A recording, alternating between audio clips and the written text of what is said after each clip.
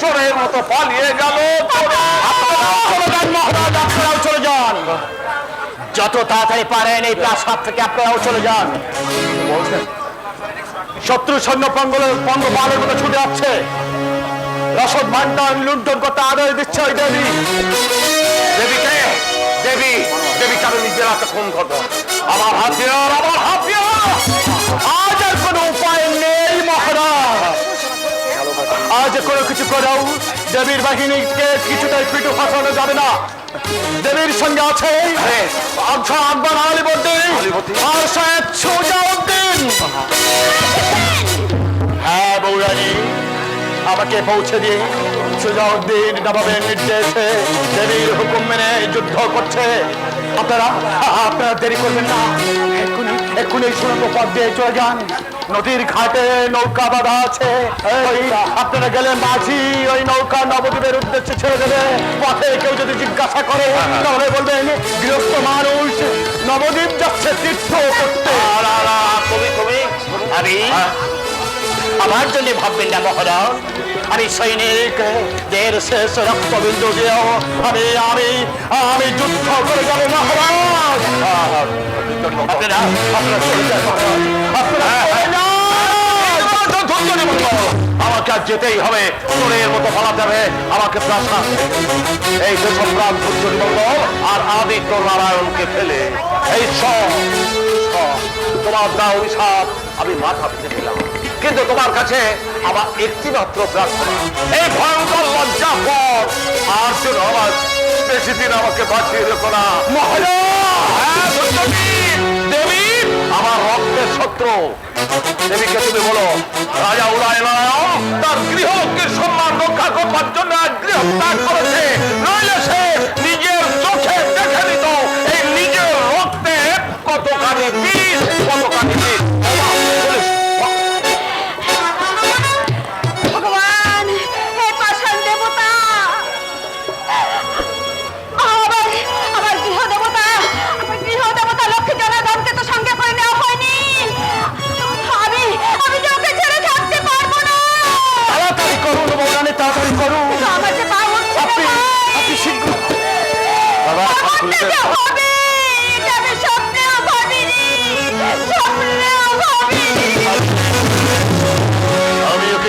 ভেবেছিলাম আমার জীবনের প্রতিজ্ঞা মিথ্যে হয়ে যাবে, এমনি করে ভুল হয়ে যাবে আমার জীবনের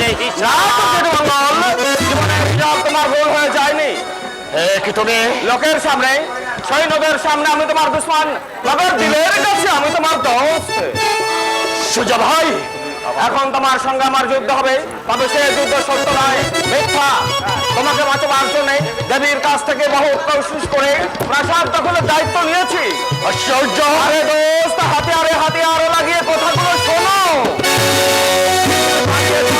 তুমি পালিয়ে যাও, পালিয়ে যাবো। তোমাকে নতুন করে বাঁচতে হবে, নতুন করে সৈন্য সংগ্রহ করে তোমার প্রতিজ্ঞা তোমায় পূর্ণ করতে হবে। বন্ধু, মহব্বত তোমার দিলের মগর কর্তব্য পালনে তোমার আমাদের আজপুরের মানুষের মঙ্গলের জন্য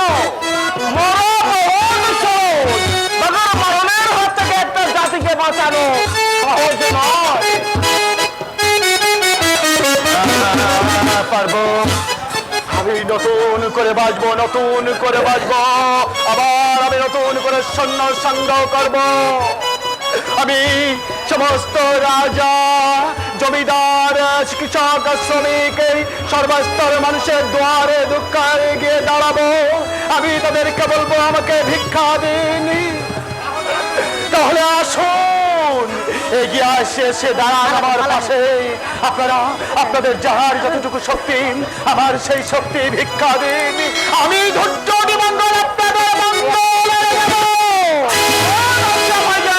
বহুত আচ্ছা, ঈশ্বর তোমার মঙ্গল করুন, সাদ সুযোগ দিন।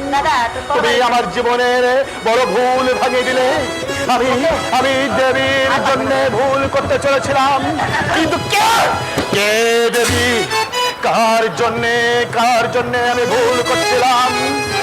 সূর্যের মঙ্গল, সূর্য সাহেব, দেবীকে আমি ভালোবাসি, তার জন্যে আমি বলতে পারি সোজা সাহেব, আমার দেশ, আমার এই জাতিকে, আমার ধর্মকে আমি ওই কালে নিগড়ি সবাই দেবীর জন্য কিছুতেই রাখতে পারি না, কিছুতেই না। তুমি নিশ্চিন্তে যাও, আমি এখানে আছি। আমি বিগ্রহ নিয়ে নিয়ে আসতে পারলাম ভাই। আপনি ভয় নেই বহেন, আমিও তোমার এক ভাই। ভাই না? হ্যাঁ বহেন, যদি দিন পাই তবে সব কথা বলবো, এখন সময় নেই। আপনি জলদি জলদি প্রাসাদের বাইরে চলে যান, এক মুহূর্ত দেরি করলে হয়তো বিপদ আসতে পারে।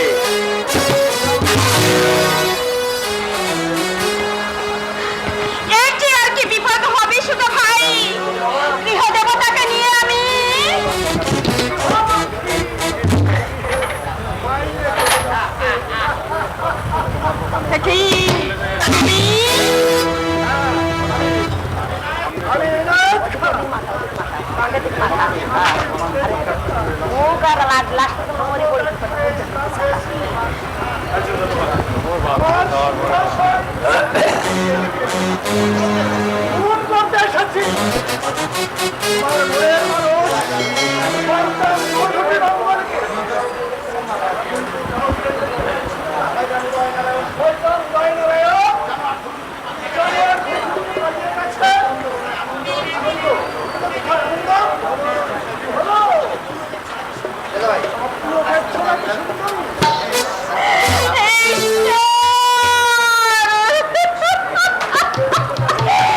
আমাকে দেখতে হলো, এর আগে তুমি আমাকে মৃত্যু দিলে না কেন?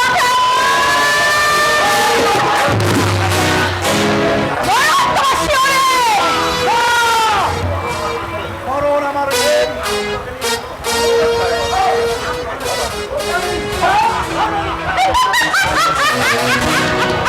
পাখি উড়িয়ে দিয়েছি। খবরদার, যেন নাম ধরে রাখবে না।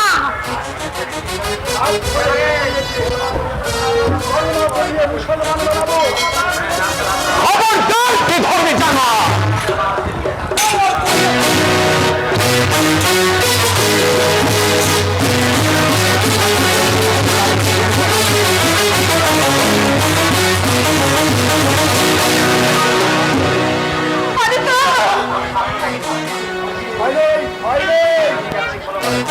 তোকে আমি মারবো না, তোকে বন্দি করে নিয়ে গিয়ে নাম ধরে আদেশ করুন যুবরাজ।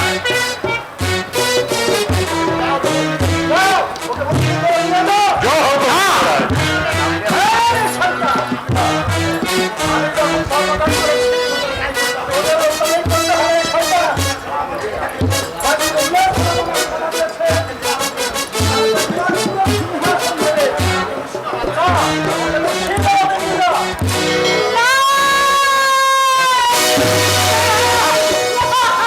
চেতনা বৌদি, চেতনা, ধর্মটাকে জানোয়ারের কাছে ধরা দিও না।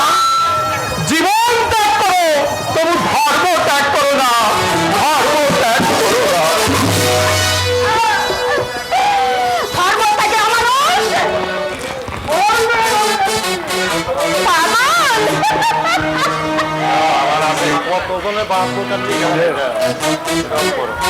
চলো দেখে দেহে এখন আমার কত যৌবন, আমার মনে কত স্বপ্ন, তোমার বেগম হব, নামাজ পড়বো, কত স্বপ্ন।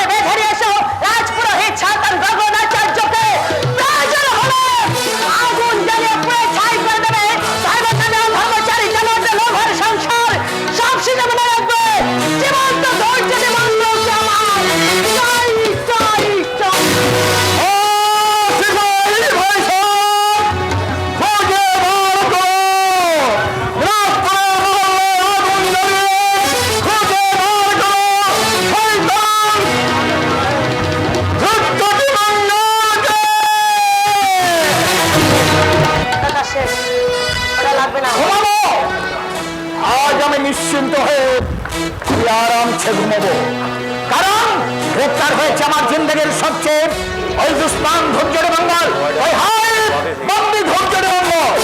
রামের ধৈর্যটি মঙ্গলকে গ্রেপ্তার করা যায়নি বঙ্গেশ্বর। কেন যায়নি?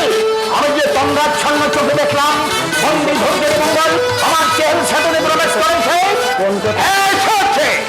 তবে ধৈর্যটি মঙ্গল নয়, এনায়েত খা। এনায়েত খা? জি, এনায়েত খা। কাফের রাজা উদয় নারায়ণের ভাইপো অনন্ত নারায়ণ, যে আমার সঙ্গে সঙ্গী করতে চেয়েছিল। জি, কে বলেছিল ওই দিনাজপুরের সিংহাসন পেরে সে ইসলাম ধর্ম গ্রহণ করবে? ঠিক, সে ইসলাম ধর্ম গ্রহণ করেছে। ইসলাম ধর্ম গ্রহণ করে সে ইনায়েত খান নামে পরিচিত হয়েছে। তাকে তার বাবার সিংহাসনে বলবারে ফেরা দাও। বহুত আচ্ছা, বহুত আচ্ছা। তাই হায় ইনায়েত খান। আসসালামু আলাইকুম হযরত। তুমি ইনায়েত খান? জি হ্যাঁ। তুমি তোমার ভাইকে ইসলাম ধর্মে ভিক্ষা দিতে চেয়েছিলে? জি। তোমার স্ত্রীকে তুমি ইসলামী বানাতে চেয়েছিলে, মাগার সে আত্মহত্যা করেছে। আমি জানলাম, কেমন করে আমার পক্ষে জানা সম্ভব হলো, তাই না হযরতে আলম? ইনায়েত খান, তুমি ধর্ম ত্যাগ করেছো, তোমার স্ত্রীর মৃত্যু ঘটিয়েছ, নবাবী সৈন্য দিয়ে তুমি রাজপ্রাসাদ লুণ্ঠন করিয়েছ। আমার জিন্দগির সেরা দুশ্মন ওই ধৈর্যের মঙ্গলকে গ্রেপ্তার করতে পারোনি। আমাকে দিনাজপুরে সিংহাসনে বসবার অধিকার দিয়ে আমি ওটা দিচ্ছি, 7 দিনের মধ্যে তাকে জীবন্ত রেখে আপনার কাছে হাজির করবো। বহুত আচ্ছা, বহুত আচ্ছা।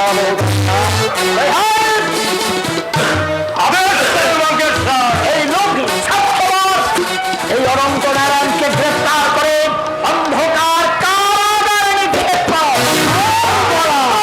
সিংহাসন তোমার উপযুক্ত রাজ সিংহাসন বেঈমান। রক্ষিত, আদেশ করুন জনাব। ওকে গ্রেপ্তার করে অন্ধকার কারাগারে নিয়ে যা। কি নামতে? ওকে যদি একখানা পোড়ারুটি আর দারুণ যন্ত্রণায় কাজর আত্মরাত করলেও ওকে খাদ্য পানি দিবি না।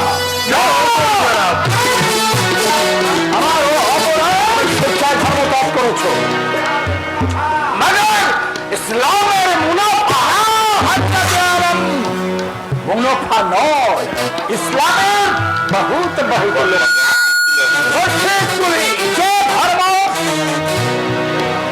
যে ধর্ম রক্ষার জন্য আজ ব্রাহ্মণের ছেলে ধৈর্যের মঙ্গল তার হাতে নিয়ে পথে পথে বিচরণ করছে, সেই ধর্ম রক্ষা, সেই ধর্মের জন্য তুমি স্বেচ্ছায় ধর্ম ত্যাগ করলে ব্রাহ্মণ।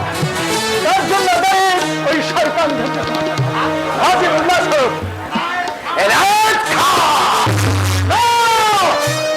আমি ইনায়েত খান, আমি অনন্ত নারায়ণ। তুমি ফিরিয়ে দাও আমার ধর্ম, ফিরিয়ে দাও আমার ভাই বোন স্ত্রী পুত্র পরিবার। তুমি ফিরে যাবে ইনায়েত খান? না বঙ্গেশ্বর, আমি যার হাত ধরে নরকে নেমেছি সেখান থেকে আর ওখানে ফিরে যাবে না। ধর্ম ত্যাগ করলেও মনের টানে আমি এখনো হিন্দুই রয়ে গেছি। হিন্দুরা বড়জন্মে বিশ্বাস করে বঙ্গেশ্বর, তাই ভগবানের কাছে প্রার্থনা করি বড়জন্মে ওই হাজে মোল্লা সরব যেন কুকুর হয়ে জন্মায়, ওর যেন কোনো ধর্মজ্ঞান না থাকে। কাজটা বোধ হয় ভালো করলেন না জাহাপনা। বললে এই ভেতরের জানোয়ারটা কতদিন ধরে জন্মেছে আমি বুদ্ধি খাওয়া জলার মাঝখানে জঙ্গলের গুহায় ওটা দিনে দিনে বেড়ে উঠছে। ওকে তুমি তাড়িয়ে দাও আমি বুদ্ধি। আপনার বানানো জিন্দাপি এই নবাব মুর্শিদ কুলি সারনগর। বহুত বহুত সাবধানী হযরতে আলম, আর এবার থেকে আপনিও একটু সাবধানে থাকবেন। আমি তোমাকে হুঁশিয়ার করে দিয়ে যাচ্ছি মুখছে খোদার বান্দা ইসলামের খেদমতগার এই হাজিবুল্লাহ সাথে বেইজ্জতি করলে আখেরে তোমার ভালো হবে না। এর জন্য তোমাকে গুনাহগার দিতে হবে। বিসমিল্লাহ।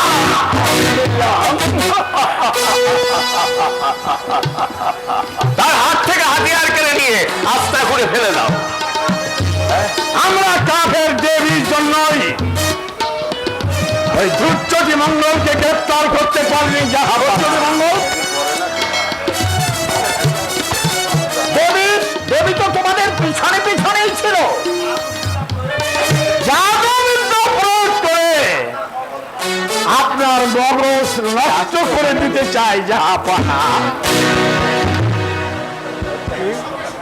দেবীর সঙ্গে সুযোগ দিলে নাপাক মহব্বত জন্মেছে।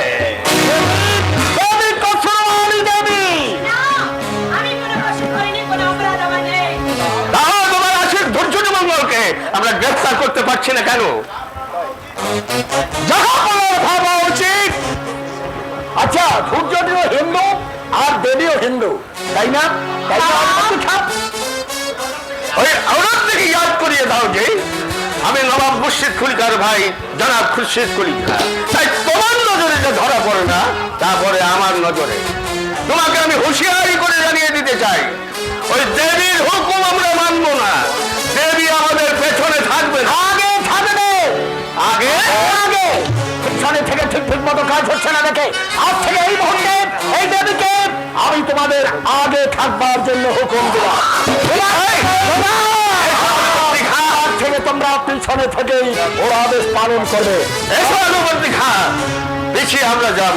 মগর ইয়াদ রেখো, এইবার শেষবার। আর নয়।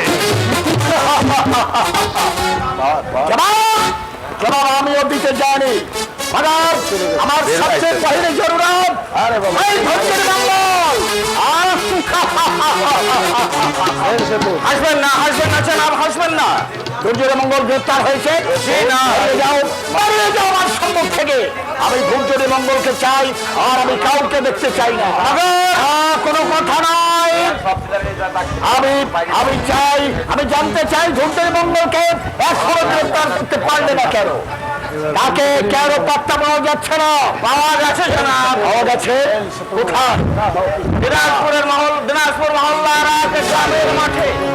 যদি তাকে গ্রেফতার করতে চান, যদি তাকে গ্রেফতারে পেতে চান, তাহলে নিয়েছি আমার সঙ্গে আসুন। ওই প্রকাশ্যে নয়, গোপনে, ছদ্মবেশে। হ্যাঁ, তাই যাবো, তাই যাবো। আমি আর এক মুহূর্তে খালি বিলম্ব করবো না। চলো, চলো, সুযোগ দিলে এই মুহূর্তে আমি ওই ধৈর্যের মঙ্গলকে গ্রেফতার করবো। আমার নিজের হাতে আমি গ্রেফতার করবো। আসো, এসো মা, তুমি আমার সঙ্গে এসো। এই ওই সুযোগ দিন, তুমি যা পারোনি, আমি নিজের হাতে ওই ধৈর্যের মঙ্গলকে গ্রেফতার করে এই দুনিয়ার নাকে আমি অবাক করে দেবো। চাই বাবা, সে আমার মুখের হাসি কেড়ে নিয়ে হাতে তুলে গেছে হিংসার হাতিয়ার। এই হাতিয়ার দিয়ে আমি বিরাট করে শাসন করেছি। প্রয়োজন হলে সারা বাংলাকে আমি রক্ত সমাজে পরিণত করে আমার জীবনের শত্রুদের বেঁধে নিয়ে আসবো। হিন্দু সমাজকে ক্ষমা করিনি, মা বাবাকে ক্ষমা করিনি, ওই অঙ্কের ধৈর্যনী মঙ্গলকে আমি ক্ষমা করবো না। অবাক, অবাক আর কি করবেন বঙ্গেশ্বর? যেখানে আমি আপনাকে নিয়ে যাচ্ছি, যে উৎসব মুখর রঙ্গভূমিতে আজ আপনাকে পৌঁছে দেব, এই ভয়ঙ্কর মধুর দৃশ্য দেখে আপনি নিজেই অবাক হয়ে যাবেন, অবাক হয়ে যাবেন।